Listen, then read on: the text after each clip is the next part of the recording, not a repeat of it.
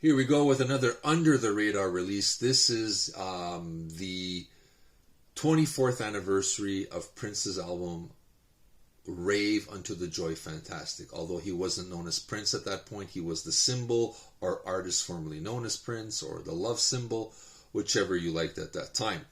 This is a very interesting time in his career. He broke away from Warner Brothers. He releases Chaos and Disorder, a contract filler album.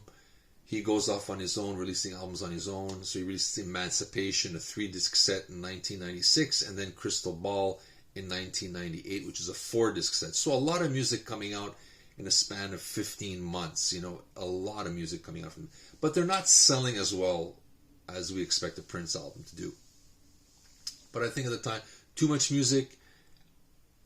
He has an unpronounceable name. People are kind of going, we're not getting into this, right? We're not following along. So Clive Davis, who's a record owner, a record producer, he's got so many artists. He signed Whitney Houston. He was behind Billy Joel, Bruce Springsteen, The Kinks, The Grateful Dead, and a slew of others. He is a musical genius.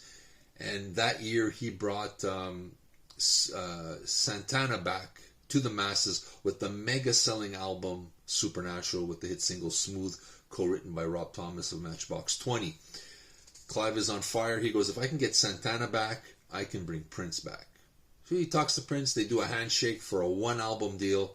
That becomes Rave Unto the Joy Fantastic, where he brings a whole bunch of collaborators like they did with Santana's album. So you got Ani DeFranco, Sheryl Crow, Gwen Stefani, a whole bunch of others on this album, jamming with Prince. The album comes out, goes to number 18 on the charts, and faster than you can say 2000 Party Over, Oops, Out of Time, the album kind of fades away. The single, The Greatest Romance Ever Sold, is that it? The Greatest Romance Ever Sold, doesn't do as well, but it's a great song. I like it, and just disappears. This album seems to be forgotten. I still enjoy this album. I think there's a lot of good stuff on here, like Rave Unto the Joy Fantastic is a nice little funky number. The Greatest Romance Ever Sold is a nice number. It's a great little R&B. I like it. So Far So Pleased, the great mid-tempo. The Sun, the Moon, the Stars is great. I like Baby Knows. It's with Sheryl Crow. It kind of has a Cream vibe to it. And then there's that Ani DeFranco collaboration with, it's a beautiful, haunting piano ballad of I Love You, But I Don't Trust You Anymore. And then there's a surprise bonus track, a funky James Brown kind of sounding song called Pretty Man. You got to hear this once in your life. And also you got to hear I Love You, But I Don't Trust You Anymore. Fantastic and haunting piano ballad from Prince. There's some gems on here. I'm not going to say this is better than Purple Rain or Sign of the Times. But if you kind of liked Diamonds and Pearls, Batman soundtrack, this has that kind of vibe to it.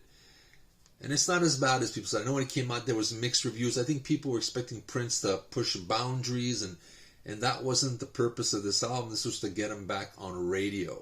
And I think there's a lot of songs that could have made it on radio if given a chance. I don't know why this didn't do as well. I just maybe think people were fatigued.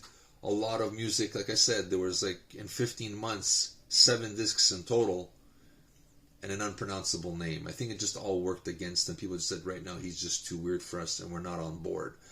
He would change his name later on, 5 years later, for Musicology, which would be his actual real super comeback.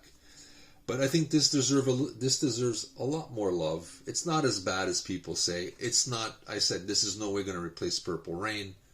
But it doesn't have to. It can accompany it, and that's it. But you let me know what you think. Do you have this album? Have you ever heard of this album? You let me know. You have any favorite tracks? I definitely would love to hear from you.